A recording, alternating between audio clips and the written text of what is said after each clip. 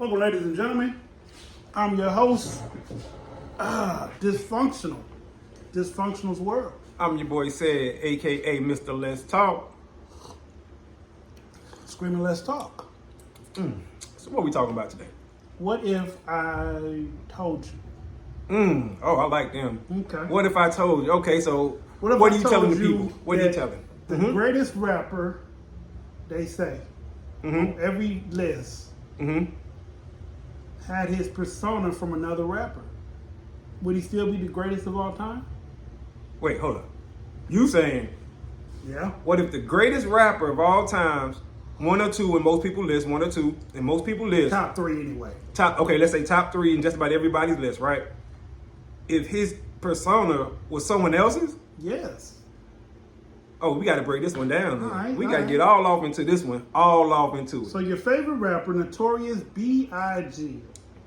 Baby. Stole his persona from a Mississippi rapper who was dark-skinned, big, and rapped pretty much the same flow pattern. Even had a couple lines that were the same. It said that Puffy paid this guy because he only came forward once. Came forward once. Puffy paid him. He never came forward again. Biggie died not too long after, so he never made an issue about it. Now, I'm familiar with what he's talking about, right?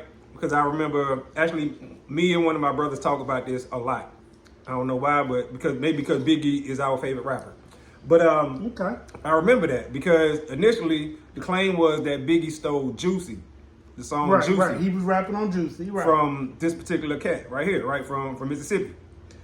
And when you go back and you look, you listen to it, it's the same flow, cadence wise. You know what I'm saying? The same flow. Couple of the bars, the words itself, the hook. So when you hear it and you look at the actual official release date of when that guy released the song, it actually really was before Biggie. It was. And Biggie is my favorite rapper. You know what I'm saying? But just being honest with it, y'all, Lil Buddy did release it before Biggie did. So did Biggie steal it? And that's the thing right there because... Because, I mean, some people have the same ideas. Well, I say, yes and no, but I'm speaking more of when it comes to Puffy. You know, like when you say, did he steal it? Like everybody know Puffy be having so many shady dealings going on True. unscrupulous stuff or allegations, let's say, that you just never know. Did he buy this song from this dude or promise to buy the song from the dude? But even like, with that, it's just crazy. Even if Puffy bought it, does it lessen Big verse? The song itself? Yeah, because let's say like, okay, with the rapper DMX, because this happened on multiple rappers. Well, But with DMX, Camp? No, not K Camp. It's an old cat. I think it was K Shine. K Solo? K Solo. Mm-hmm. K Solo, so he said that he gave DMX an idea and rapped the song that DMX later wrote when he got out of prison. Oh, yeah, I remember that. Does that lessen these rappers when they say these things? Well, if you give me an idea and I write the song, I wrote the song just because somebody gave me an idea. People say they're inspired by what they see all the time. True. You see what I'm saying? But now let me also go back because I want to say something about Biggie before I forget. If Buddy made the song and put the song out, right, which he actually did because it's certified, like it's a timestamp, like it's paperwork behind the song and everything, right? And it didn't pop. But Biggie put out the same song and it popped. Biggie had the money behind him too, though. Well, possibly. But how many other artists had money behind them and their songs didn't pop? The first one, dude. You see what I'm saying? So, and I'm not saying that the dude wasn't, you know what I'm saying, like dope or nothing. I'm not saying that, but I'm just simply saying it's like, if Puffy heard the song was like, oh, this is a dope song, just not for you. I need to get my own artist to do it because he's a better rapper. Or you see what I'm saying? I get that, but okay. Like what if that was it? Because okay, the same way. I'm not saying Big didn't freestyle or come up with direct. Cause like okay, this the only problem with the whole Big thing. The way they tell his notorious story, right? The way he came up with Juicy, he was in the studio freestyling, just blah blah blah blah blah playing around, and then Big Puffy came in there. He was like, "Look, I need you to be serious," and he spit that song. but that song already existed. Right. So, did he split all his songs, or did Puffy buy all his songs from somebody? Or well, and that's the thing right there. I would say no, and the reason I say no is because it's footage of Biggie rapping way before he got put on, way before he signed a record deal. You know what I'm saying? Like battling in the streets and stuff like that. Right. So his flow was his flow, and even when he got put on, he had that same type of flow when he was battling. So I don't think he stole that guy's songs with an S. That song, Juicy, the song itself, right. You know what I'm saying? The one that put him on. Right. Well, might have been a good concept. Just wasn't a good concept for that other guy. Or it wasn't a good enough concept based on where the guy was at. You in Mississippi. Right. You put out a song, maybe it's regional in the South and stuff like that, versus a guy in New York who put out a song. It's going to pop a little more. Right, it becomes national, right. Because the South wasn't big back then. Right, exactly.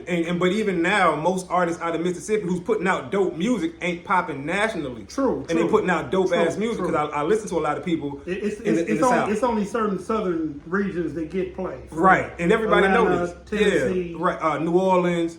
You know what I'm saying? Texas. Right. So, which is like Dallas and Houston. Houston. Right. Right. So, yeah, it's not going to be everybody. Baton Rouge. But I think, right, exactly. So, I think that, did he take it? I mean, I don't know if he took it, but put it like this. It's timestamped that this was Buddy's song. Or that Buddy made this song before Big. Does it less than Big? No. And the reason I say no is because he put out so many other hits behind that.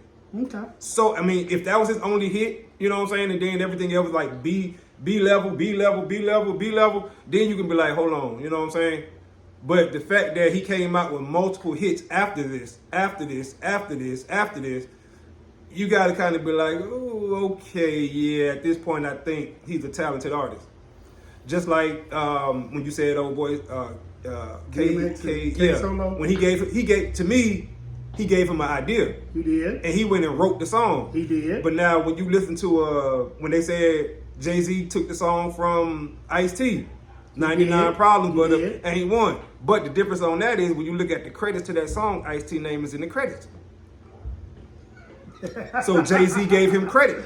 He gave official credits. He gave him writer's credit, which is why you never heard Ice-T complain about it. True. Even when they asked him about it, he told his truth about it. Never said nothing bad about Jay-Z though. True. You know what I'm saying? It was like he gave him credit for it. His name, Ice-T name is in there. Listen, we say this to say this. There's a lot of your favorite rappers who's had somebody else's pen, voice, absolutely, idea, or thought pattern expressed from another rapper that didn't come from them. Yes, at some point, everybody got a writer. Now, we'll talk about it more on another podcast, but on this one, Big is still as great as Big is. Always. You've heard it here first. And I got to say this. What day were the Oscars on when Will Smith slapped Chris Rock? Saturday. I mean, do you remember the date? Because I have to watch Marlon Wayne's special again. Okay, and I'll look it up. But I want to say, it used to be a line that said the greatest rapper of all time died on March 9th. Right. Biggie. Right. Right? If Will Smith slapped him on March 9th, then I'm going to say the greatest rapper and one of the greatest actors both died on March 9th. Career-wise.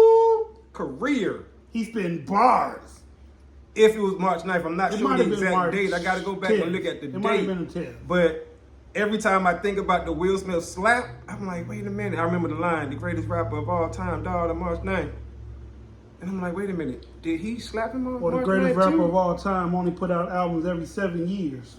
Oh, yeah, that was the other one, too. Which, to me, he took that one from that one, in my opinion, but I don't know. You know what I'm saying? Which the game said that, right. And he was talking about Dre when he said that. They thought you were talking about Cube at first. Right. But it was Dre, for the pattern that every 7 years he was dropping an album, which is why they thought Chronic was going to come out so many times. Not Chronic. Detox. Detox. Right. So he had that every 7 year pattern that he himself would drop an album, but all his people would. But anyway, y'all, that's our show. We hope you like it, man. We hope you drop a comment, subscribe, notification bell. With that being said, I'm your host, Dysfunctional. Dysfunctional's world. I'm your boy Said, aka Mr. Let's Talk. We out of time till the next time. Screaming, let's talk. Peace.